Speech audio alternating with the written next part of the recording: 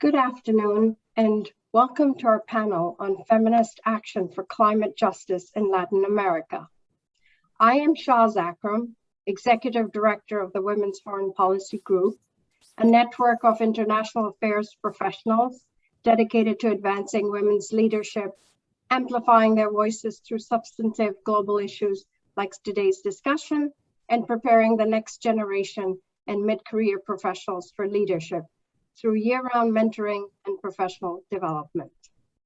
I'm delighted to welcome our speakers today, Ambassador Alejandra Solano, Andrea Quesada Aguilar, Dr. Diana Ojeda, and Heloise Barbosa do Nascimento, and Stephenie Foster. I also want to welcome back member and former FPG board member Stephenie Foster, who will be moderating today's conversation. Welcome, Stephenie. We want to include your questions as well. You can send them through the Q&A option button at the bottom of your screen at any point during the conversation, and we'll include as many as we can. At this time, I'd like to introduce our moderator, Stephenie Foster. Throughout Stephenie's accomplished career in the public, private, and nonprofit sectors, she has used her voice and actions to change discriminatory laws and help shift cultural inequalities. Stephenie is a founding partner of Smash Strategies and recent author of the book, Take Action, Fighting for Women and Girls, as well as a former WFPG board member. We're excited to welcome her back. Over to you, Stephenie. Well, thank you so much for having me. And I really want to thank the Women's Foreign Policy Group and happy to be back with the group. One of the hallmarks of this group has always been its ability to bring together thought leaders to talk about key issues of foreign policy and national security. And that's really what this panel is all about today. So I really appreciate being here. As we all know, we're heading into the second week of the climate summit in Glasgow. And so climate is really top of mind for so many people today because of the climate summit, but of course, because of the threat that we're all facing from the ravages of climate change. To set up this conversation for all of you, I want to make a couple of framing remarks, and then we'll start the conversation. As you know, this conversation is focused on climate change and climate activism, particularly in Latin America. We know also from the statistics that Latin America has contributed around 10% of global greenhouse gas emissions. So it's not a huge emitter right now, with some exceptions, but is certainly seeing the impact of climate change, not only on the countries that are part of Latin America, but on indigenous communities, on women, on children, really across the hemisphere. And we're also seeing, though, that the region's countries and governments are taking action. One of our panelists today is from the ambassador to the OAS from Costa Rica, a country that has been a leader on addressing climate change through government activity and policy, and we'll hear from her. But the other issue we're really going to focus on is the nexus between climate change and its impact on women and its impact on gender more broadly. We know that gender equality and climate change are two of the biggest issues we face today. We also know that women are disproportionately affected by climate change, by disasters, which are often climate related. The statistics are somewhat staggering. 80% of climate refugees are women and children, and women are 14 times more likely to be displaced by a disaster than men. So we know that the impact on women is tremendous. We also know, though, that women are the drivers often of climate action, and we'll hear about that today. We have people on the call as our panelists from the region, from Costa Rica as well, from Colombia and from Brazil, to really talk about what is going on in a way that shows how we can look at solutions in a positive way and see the role of women in addressing climate change as we move forward. It's an overwhelming issue, and sometimes I think we do get overwhelmed by it. So very important for us to think about what's working and how women are really taking charge across the globe, but particularly in this region, to address climate change. Just a couple of other quick statistics so people know that we see that through research that when countries have more women in elected office, those countries are more likely to take action on environmental policy and sign environmental treaties. And we know that women as consumers are also much more likely to be thinking about climate and the impact on the environment when they make consumer choices for their families. So it's really important that we both understand the impact on women of climate, but also women's ability to really make a difference. And that's the conversation that we're going to have today.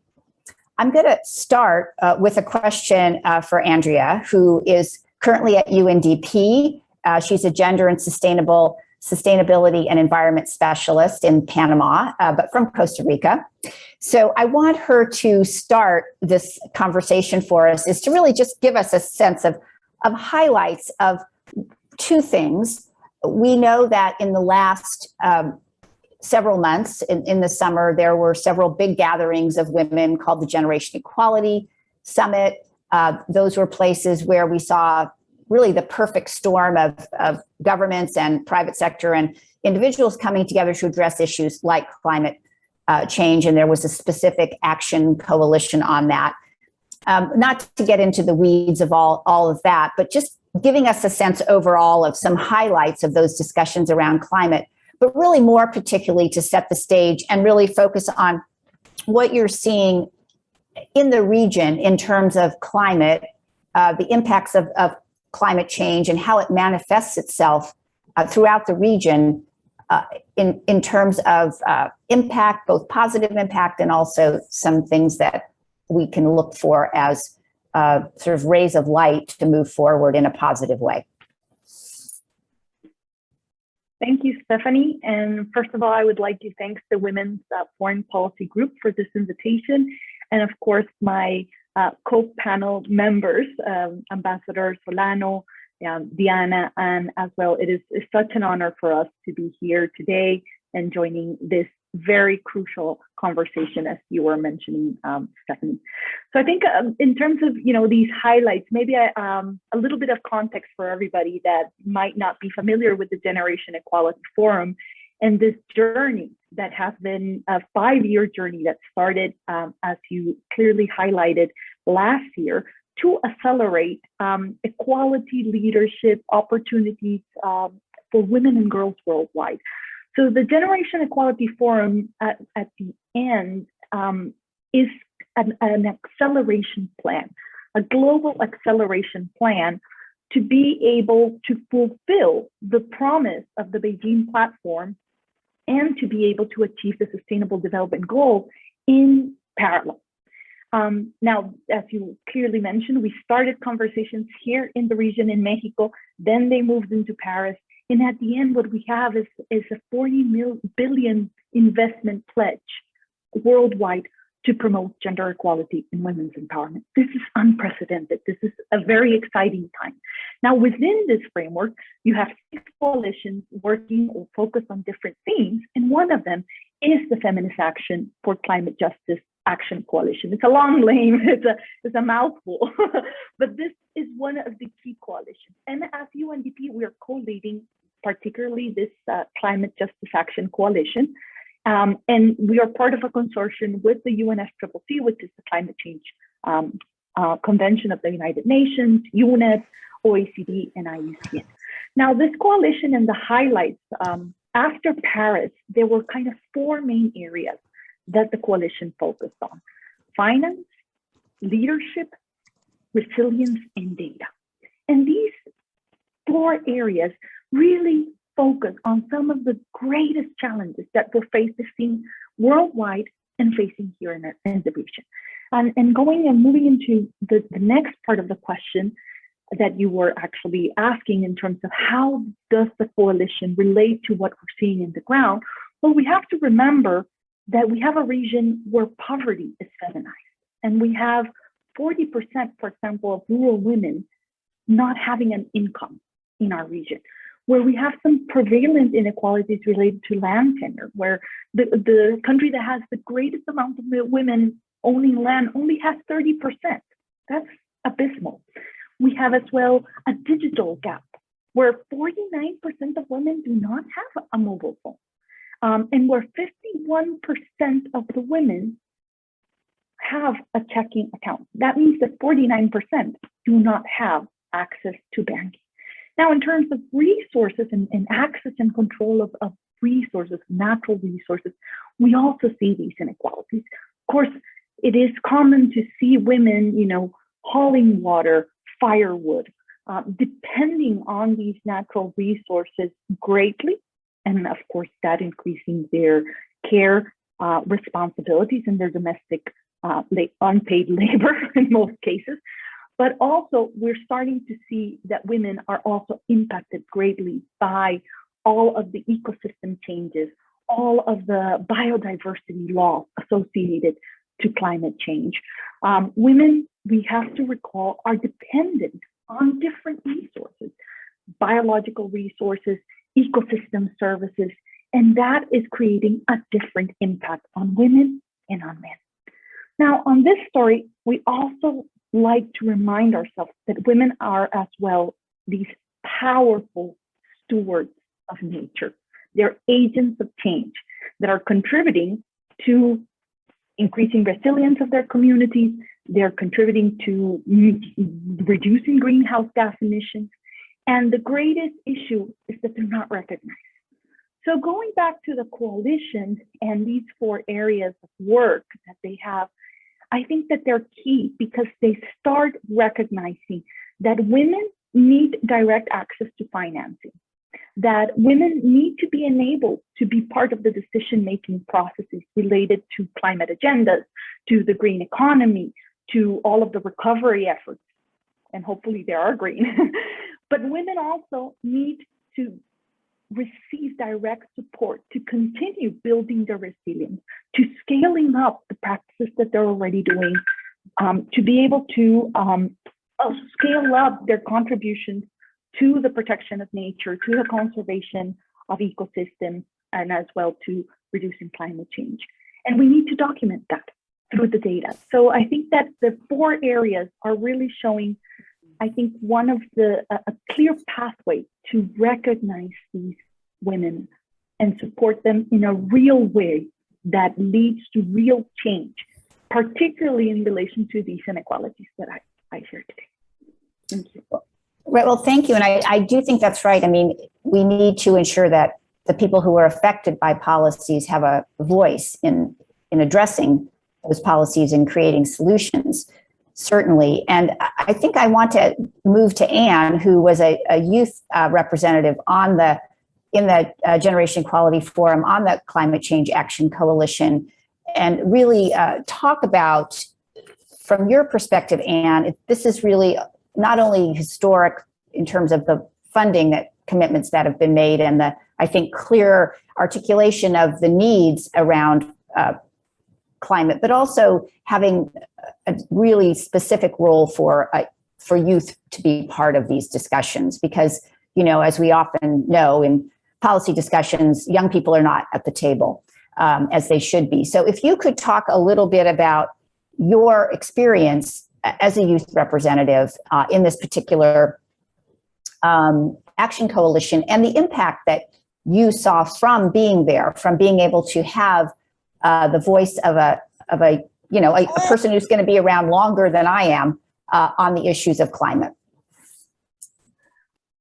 Thank you, Stephanie. Thank you, everyone on the Women's Foreign Policy group for the invitation. I'm Heloise. I am a member of a youth-led organization here in Brazil called Engajamundo, and I'm a part of the Feminist Action for Climate Justice Coalition because of a partnership that we have with Fridays for Future.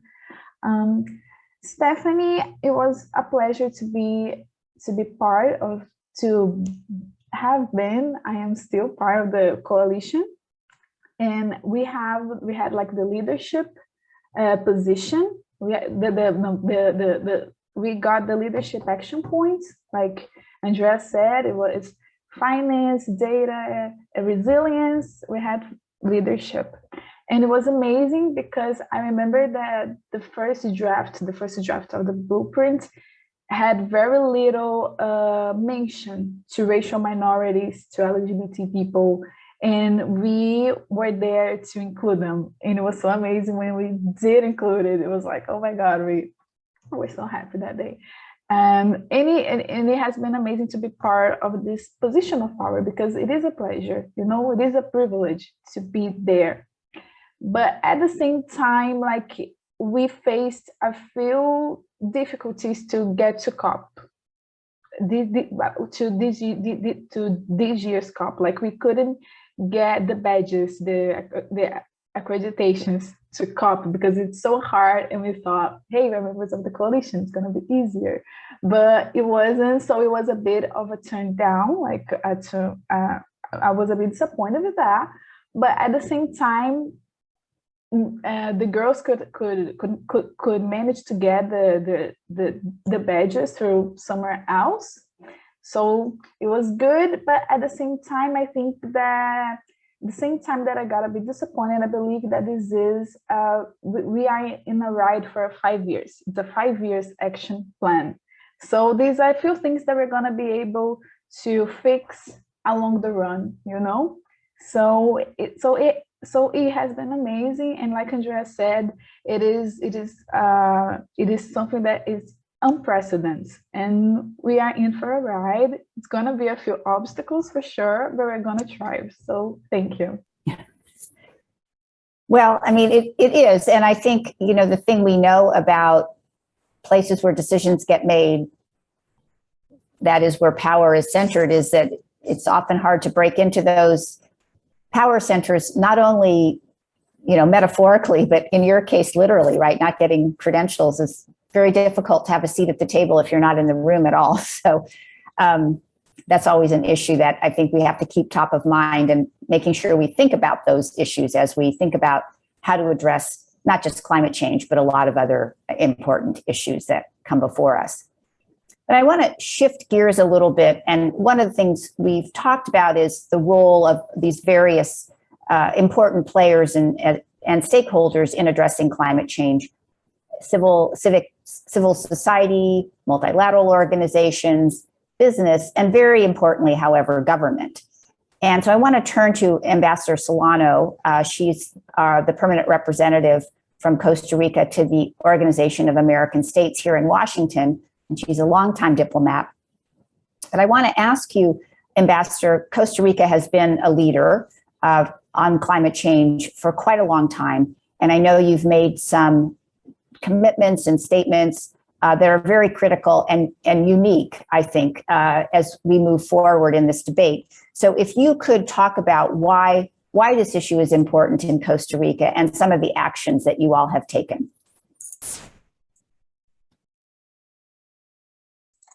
Thank you very much.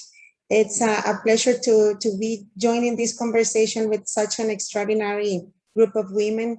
I want to thank you for giving me the opportunity to share some experiences and initiatives from our government in order to support climate action, and especially share with you some specific actions on gender and climate change. I will start by mentioning that something that makes us very proud is that last October 8th, for the first time, the United Nations Council of Human Rights adopted a resolution recognizing the human right to a clean, healthy, and sustainable environment. This initiative was led by Costa Rica and establishes this human right as a common standard achievement for all states and for every citizen. It makes clear that everyone in every place of the world is entitled to have an environment that enables them to live a life with dignity, equality, and freedom. And also it fosters the adoption and effective implementation of more stronger environmental standards. I think it's very important, talking about youth, that it sends a powerful message to communities around the world that are struggling actually with the hardship on environment, that they are not alone. And also enabling young people to keep talking about this issue because their voices are being heard. And I want to highlight some other initiatives as we get into the climate and gender ones, because also we have led a decarbonization plan. We established what we think is going to be the new foundation for the Costa Rican economy for the 21st century. We created innovative, inspiring, thinking out of the box, talks, what we think it's going to be to promote. It's like a low emission economy that requires transformation. We have these tools in a decarbonization plan, and we have also an electrical grid that is over 95% emissions per year, and a very low rate of deforestation, that we have more recovery from the territory. Over 52% of our territory is in a recovery green reforestation. And also we have 2/3 of our land protected in a sort of national reserve. And we also have this internationally effort with France and UK, creating a high ambition coalition for nature and people, where we try to achieve with other 70 countries a central goal of protecting at least 30% of the world's land and ocean by 2030. And it's because that Costa Rica is trying to think out of the box and also try to engage other partners to become the best version of ourselves, and demonstrating that it is possible to fulfill some minimum commitments in order to achieve the 2030 compromises in the development agenda. But specifically getting into your question on actions for women, I want to tell you that Costa Rica has implemented some initiatives, and we classify them in public policies, financial programs, promotion, education, and training skills, leadership in risk management, specifically for girls, and women empowerment in climate change. This is something that is very interesting, because I can share with you 2 initiatives to call your attention. And the first one is named Huella del Futuro, Footprints for Our Future. The other one is called Más Mujeres, Más Natura, More Women, More Nature, because we frame them, this initiative, in the bicentennial anniversary of our independence. So we implemented, for example, a mega tree planting campaign last October 2020, under the conviction that the nature-based solutions are the best option to ensure a better future for all. So Costa Rica wants to improve the livelihoods of its people, particularly women in vulnerable conditions, through the rehabilitation of landscapes, ecosystem reforestation, and also we aspire to increase the forest cover-up to 60% by 2030. And we're going to be planting 200,000 trees, and this is something that makes us very proud. So regarding the initiatives, for example, this is the Más Mujeres, Más Natura. It's a strategy to mitigate the socioeconomic impacts generated by COVID-19 pandemic, in which our government is trying to embody these women with that are already engaging in management of biodiversity or environmental projects, farmers, ecotourism entrepreneurs, scientists, and researchers, that will enable them to have some better credits and soft conditions to finance their activities. And also we want to share a payment for environmental services. I know some of my colleagues know them very well, because it's a payment where we give women, through FONAFIFO, a public institution, the payment of environmental services to women that are owners of forests and forest plantations so they can have an income without deforesting their land. So basically, it's like giving them, leaving the land idle, and they can receive a payment for doing so. This is very interesting, and this is an example that we also are sharing in different fora. So it's called, it's one of very important actions in our country.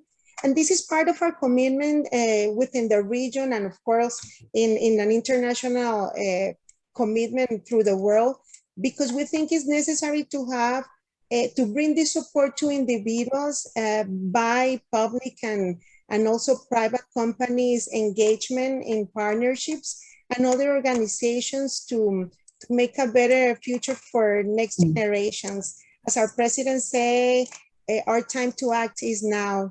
So thank you again for this space, and I'm looking forward to engage further with different questions from the people that are listening to us today. Thank you very much. Well, thank you, Ambassador. And that's a good plug. If you have questions, please put them in the chat or in the Q&A section so we can get to them after we kind of go through our first round here. I also think you provided such a great context of things that governments can do that are very innovative to really address such a tremendous threat, and also really looking at how climate change affects people at the very grassroots, you know, throughout society. So Diana, I'm wondering if we can turn to you now. Dr. Ojeda is a professor in Colombia at the Universidad de los Andes, and she focuses on looking at the relationship between gender and what's going on in agrarian communities. And I would hope you could talk a little bit about what you've seen in your research and work about the impact of climate change. Sometimes with any issue, of course, we talk about it here on a Zoom call or in a multilateral forum or in a country's parliament, but you know, we don't always bring the voices to the conversation of the kind of people that you've been working with in these communities. So if you could talk to us about that, I think the audience would appreciate that. Sure, thank you. First, I want to thank you all for the invitation and for, you know, being able to share this space with my fabulous co-panelists. And I agree, as you've been pointing out, that this is a pivotal moment, not only because of, you know, the critical conditions and the rising inequality, but also because of social movements. We've seen a big political mobilization around feminism and climate change. So environmental issues are being articulated in ways that we haven't seen, at least not this widely, you know, in the region, articulated with gender issues. And I think this is fantastic. We've seen, you know, all these grassroots organizations, social movements, environmental defenders, all across the region, but also gaining, you know, women gaining spaces in formal politics like Francia Marquez, or what we've seen in the Constitutional Assembly in Chile, which is really unprecedented. So I think this is a key political moment to address the issues that you've been mentioning, that women, children, dissidences are the most affected by climate change, but are the less ones able to decide over their territories, their communities, and their bodies. So I think that there, you know, it's a lot of potential, because what we've been seeing, and, you know, from my work, which is ethnographic work with environmental defenders in different regions in Colombia, but particularly in the Colombian Caribbean, is that solutions are already there, that solutions are being implemented, that women in particular are able to sustain life in conditions that seem completely against it. And they act, you know, through connecting, through defending what they have, water, land, forests, against extractivism and against, you know, this assault to social reproduction that we've been seeing and that has been, you know, made worse with the pandemic. So to me, is this, you know, is very powerful, this idea from critical Latin American thought of defending the commons in common, how we create, you know, common spaces to defend what is still common to us. So all of these ecosystems that are key to sustain life, but also all those connections among us that are sorry, that are key for moving, moving forward in the defense of life, in the defense of the environment, and in defense of dignity. And I think that it is a very important point, this that you've been, saying throughout our discussion, and it is that we won't have climate justice without gender justice. And gender justice has all these different things entangled. And while we usually go to the state and market solutions, and of course they are very important, what I've been seeing is that the communities the ones who are doing the work, who are defending land, water, forest, and in that work they are showing us that solutions are already in place. That is not even that we need to come up, with new ideas, with new technologies, with new frameworks, because what is in place is already showing us that life can be sustained in a different way that does not compromise dignity, does not compromise sustainability, does not compromise the future, but on the contrary is able to put life at the center, which I think is very powerful of this political moment.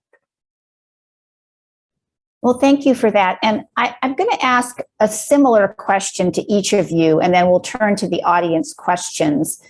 I think often we know that normative change is important, right? Changing the norms and the discussion around an issue and changing that conversation so that people are talking about not only the need to address climate change, but how it intersects with all these other things that you've raised, whether it's gender equality and gender justice or youth movements, or the need to make a business case for the work. So I think the normative change is clearly very important. But one thing that I think we often don't talk enough about is the resources that are needed to do that. So I want to ask each of you in a slightly different way about resources. And actually, one of our questions from Donna Constantinople, I will use that one. And hi, Donna, I haven't seen you for a long time, when I asked the question of the ambassador. But I want to start with you, Diana. Maybe I'd love you to talk a little bit about resources and what resources you think are necessary to really move forward the work that you've just been talking about. Yes, I think that, as I mentioned, I think a lot of the support needs to go to those who are already doing the work right, who are doing things right. And I think that environmental defenders and communities at different scales all across Latin America and the Caribbean are our solution, our go-to place.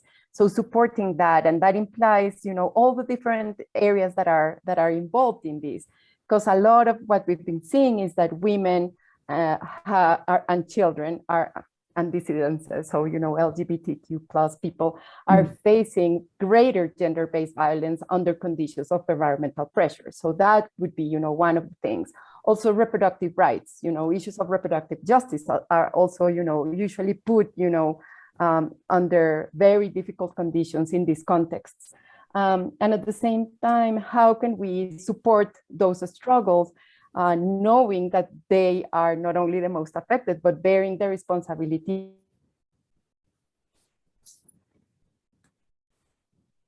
I think we have okay. I think we have a little bit of a frozen, is everyone frozen or just Diana?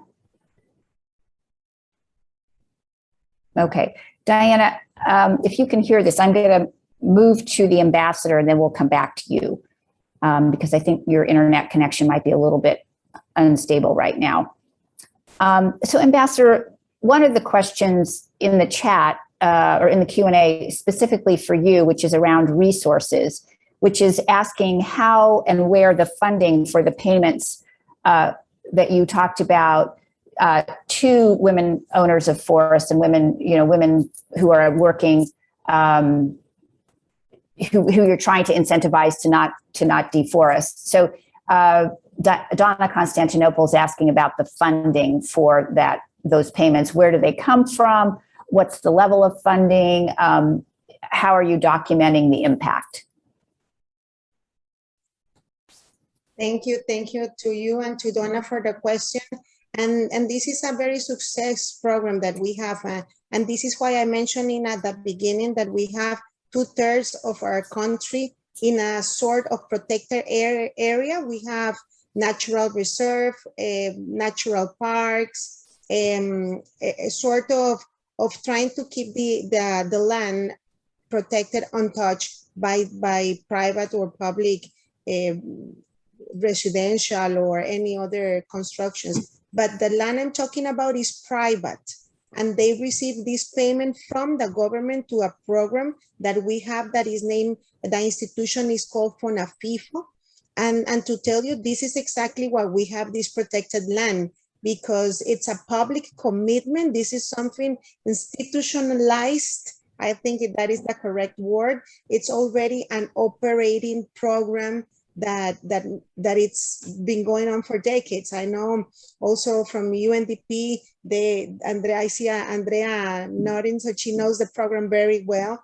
And also we have, for example, we have service space for nature. We have also international collaboration, international cooperation, funding different projects on how to give them another income by leaving the land, as I said, idle without any type of activity. So it's like having them using even the land as a forest. So they have people coming to see also their forest, to bird watching, other type of activities that are local, rural tourism. So also they can have the land by that. They can have the income from the government, but also they can receive international collaboration, cooperation programs, and also they can have an income if they leave the land as it is, and they will have more income than using the land for example, to have cows or other type of livestock.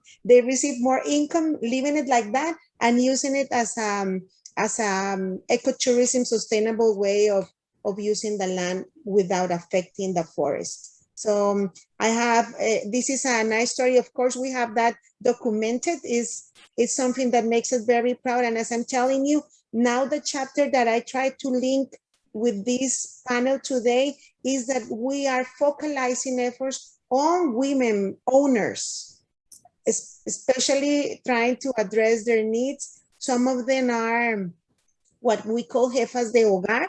They are the sole income of the family, kids and elderly or other type of family members. And by addressing them in particular, I think we're making an impact in the community, in these communities as well. So it's a rural women protected with this type of payment for services and environment. Great, thank you. Anne, I want to move to you, and then obviously I'll go to Andrea, but what resources, Anne, do you think are necessary to really kind of continue and sustain youth engagement in this issue of addressing climate change and engaging young people? Stephenie, given that there isn't climate justice without listening to those most affected by the climate crisis, our voices are very important in those big decision-making spaces, especially the voice of the marginalized youth, youth from the traditional territories and all of that. So my first answer to this question would be to provide financial resources. Like Diana was saying, and the ambassador was saying, make the money get to those who most need it and those who are doing the valuable work, you know. And one of our goals and the blueprint that we actually managed to conquer was also value traditional knowledge, you know, traditional knowledge from indigenous people and from traditional peoples in general. For example, like I mentioned, this year's COP will be marked as the whitest and most privileged ever because of the numerous factors that are preventing global youth getting there. Here in Brazil, with the economic crisis and the vaccination delay caused by Bolsonaro's delusional views on COVID, it became very hard for us to get to these spaces. Also, I heard that on Haiti, for example, a place deeply affected by the climate crisis, to get a visa, you need to have your fingerprints and face scanned, but there is no facility in this country for this. So anyone wanting to go has to travel to Dominican Republic to get their application, and it is very expensive. So please value everyone from the Global South who is there, because it wasn't easy. Like the Shai Surui, an indigenous girl from Brazil, also an activist from Engajamundo. I'm also part of the organization, like I mentioned before, who delivered a very powerful speech on COP's opening day. And also another way to help would be to share content on social media, keep inviting us for nice events like this, interview us for your research, include us in your projects, and spread what we say to your social circle. I believe in the power of information and the power of people. I believe the information can move people, make them organized in order to demand changes. Our planet is counting on that. Well, thank you. And it's a good reminder that while resources are financial, there are other resources, traditional knowledge and other things that can be brought to the conversation. So Andrea, I want to turn to you and ask the same question of you around resources, with maybe also a focus on sort of what UNDP can bring to this, or other parts of the UN, to this conversation in terms of how to ensure that we're not just making policy, but that we're able to actually have the resources to implement that policy. Thank you very much, Stephenie, for that question. Well, I think, first of all, I think we need to look at Costa Rica, and as UNDP as well, and as a Costa Rican, I, of course, I'm very proud of my country, but look that the climate and the biodiversity agendas are not separate from our development agendas, that they should be our development agendas, that our countries should think of all of this economical development, all of this recovery from COVID from a green lens. We should do things in a different way. And as UNDP, we are, of course, committed to providing all of the support to doing so. Because as we saw with the examples from Costa Rica, it's not only about providing resources to those that, of course, need them the most. I absolutely agree with that. But it's generating opportunities for more of a transformational and long-term change. That's what we are aiming at when we look at the climate agendas or our biodiversity agendas as our guiding light. It is creating these opportunities, and for these opportunities to be shared, because of course, with all of these pledges and all of these commitments and all of these changes that we're going to have in the environmental sectors, we do know that traditionally they have been occupied by males. And women are not actually being part of those opportunities in many cases, or the cost of conservation or the transition to, a clean energy matrix. Those costs are not taken into account from a gender differentiated lens. So as UNDP, as I said, we are committed to this transformation, not only at the environmental level, but at the social level, and working at different levels in order to be able to reach out to the communities, as Diana and Anne were saying. We need enabling conditions. We need building blocks. And you were saying it, Stephenie, yourself as well. We need to change policy, but we also need to strengthen the governance. And we need as well to have these commitments translate into implementation in an effective manner through appropriate planning, through appropriate, of course, resourcing. We're going back to the resources. So in that sense, resources, I think, are needed, again, to support multiple levels and as well to trickle down all the way to the community.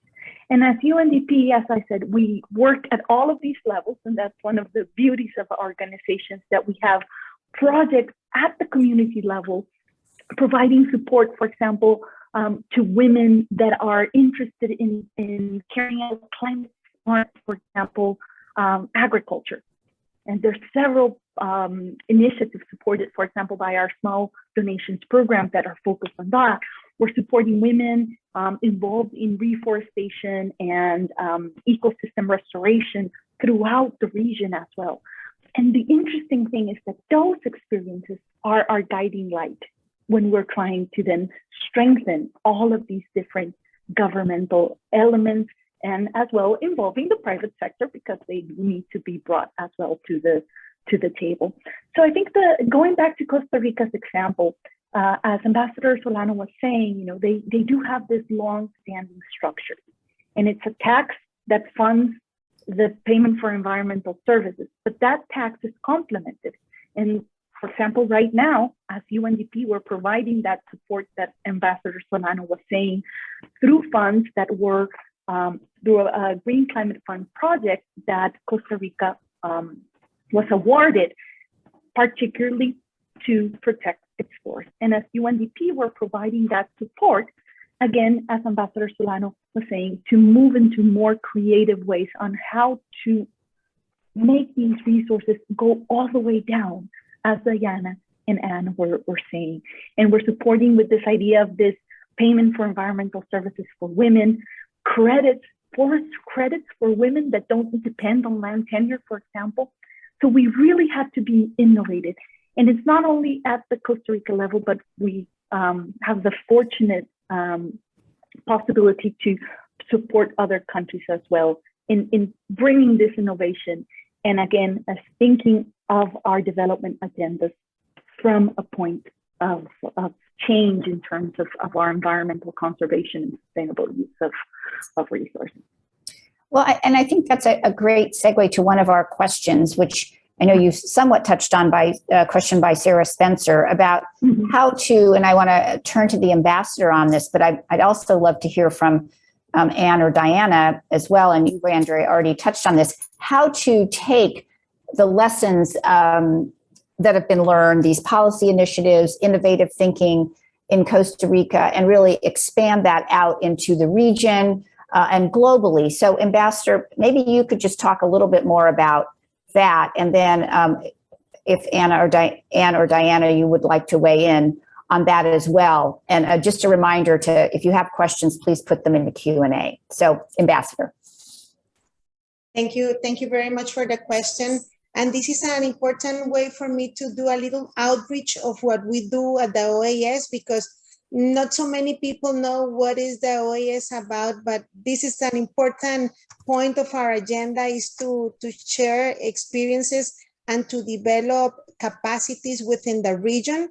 So I want to point out that we are an organization that includes 34 independent states of the Americas. So the main goal is to join efforts and interchange of views regarding political issues, legal issues, governmental, education, cultural, of course, environmental issues. And we have also 73 member states that are observers, including the European Union, and we are adding more and more observer status memberships to other countries that are not in the Americas.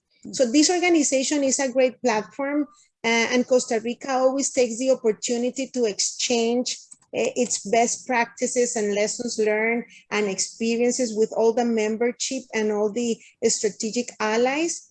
We present with them, we shared with them the results of this implementation of our initiatives. And one of the goals that we have at the OAS is to promote solidarity, to strengthen collaboration among us. So we can have bilateral collaboration as well. We can have triangular collaboration as well, when there is a donor and they give us funds, so we can work together, country and country, with the funds of a third country. And also we have south-to-south cooperation, international cooperations as well.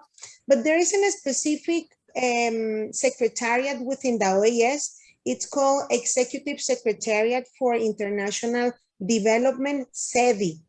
And SEDI's work is to work with us, with all the member states, to help achieve inclusive and sustainable economic, social, and human Development Goals. So at SETI, the Department of Sustainable Development supports OAS members in designing and implementing policies, programs, project-oriented initiatives to integrate the environmental priorities with poverty alleviation and socioeconomic development goals. It's very interesting because also we're very active in other different forums or organs of the OAS. We're very active in the Permanent Council, and of course we're very active in the Inter-American Council for Integral Development. We call it CITI, and it has different committees and commissions,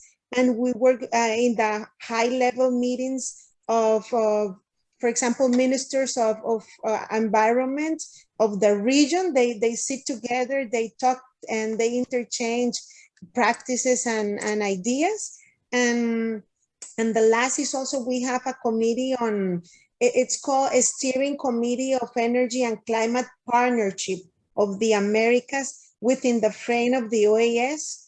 And in particular, this committee promotes political dialogue and also foster exchange of best practices, contribute to capacity building, and facilitate regional coordination and diplomacy on matters relating to energy. So as I mentioned, this is the best platform to do this interchange and also help each other to try to achieve the same goal. And also we have a standard legislation. We all adopt inter-American legislation. We have resolutions as well that they include mandates to the same countries or to the Secretariat to achieve different goals. And this is a very important topic because, as I mentioned, we do a lot of work and not so many times we have the opportunity to share it openly with new individuals that can engage with our meetings, because most of them are public. And I welcome you to join our discussions within all the different fora and social media that is available for you. And you can follow us at the OAS, and also member states have their own website and their own, of course, goals and everything in the same website of the OAS. So thank you very much. Great. Okay, well, Anne, I'm going to ask you first, and then Diana, thoughts on how to use some of these innovative ideas, that Costa Rica has really championed, how to really move those out throughout the region. And by the way, we have 4 minutes left, so not a lot of time. So if you could just, each of you try to be mindful of the time. Okay. Stephenie, one of the things that really changed my activism on the coalition is because it got international. We got to an international dynamic, We from Gaja Mundo are in an actual coalition, like I said, because of Fridays for Future. And it has been great to exchange experiences on our view on climate issues. We have been able to make events with the other organizations, and it has been such an amazing opportunity. Like the ambassador said, Costa Rica has a lot of good practices, and we need those examples of things that work. It worked on Costa Rica, it can work in Brazil, it can work in the rest of the continent. And I really love about the ambassador talking about the OAS system, because I think that it is something that our activism needs to work on that, on this OAS dynamic, because it is an organization that is closer to us, and we can make our governments more aware of it, And I think that OAS is a strategic movement that we activists can do to actually expand these good practices. So thank you, Ambassador, for your work, everything that you're doing, and for being here today, sharing with us your experience. And Anne, just to ask you one quick follow-up question. In the Action Coalition, you said there were members of the private sector, right? Businesses were part of that Action Coalition, correct? Mm-hmm. Yeah, so someone has asked about the role of the private sector, I think Donna, and just to note, and I don't think we can talk a lot about it, but there were private sector and businesses that were part of each of the action coalitions, I think. I just wanted to double check that. Yes, there were, including that there was some of the companies from the private sectors that we had to turn down their commitments because we know that they have been abusing the environment on the side, that they want to use the coalition as a stamp, in order to make people be mistaken about their own practices, you know? Like they were animal testing, they were financing deforestation and all of that, and they just want the coalition stamp in order to say, hey, I'm here doing something, just to put on their propaganda and all of that, you know. So we had to have this little discussion. Yes, okay. Discussion when it comes to the private sector, but they are there, and we love that they are there, trying to change, trying to make themselves better and supporting us. Well, great. Diana, the last word is yours, really, before I turn it back to Shaz. Just any quick thoughts, because we are at the end of the hour, about how to use the ideas that we've been talking about really and kind of widen the circle of conversation about those. Huh? Now we lost her again. Oh, no. No. Okay. Apologies. I just turned off my camera and just to have better quality. No, I wanted to say that I see this also as a very powerful opportunity for the region coming together, Latin America and the Caribbean, because even if we have, you know, all these fantastic examples to follow from Costa Rica, we share a lot of the challenges region-wise. And I think they are related to, for example, the dependency on an agrarian model that depends on pesticides, for example. So the use of pesticides is, I think, something that has been coming up in my own research with grassroots organizations and with environmental defenders in relation to climate change, because it has everything to do with the production, with the industry behind this.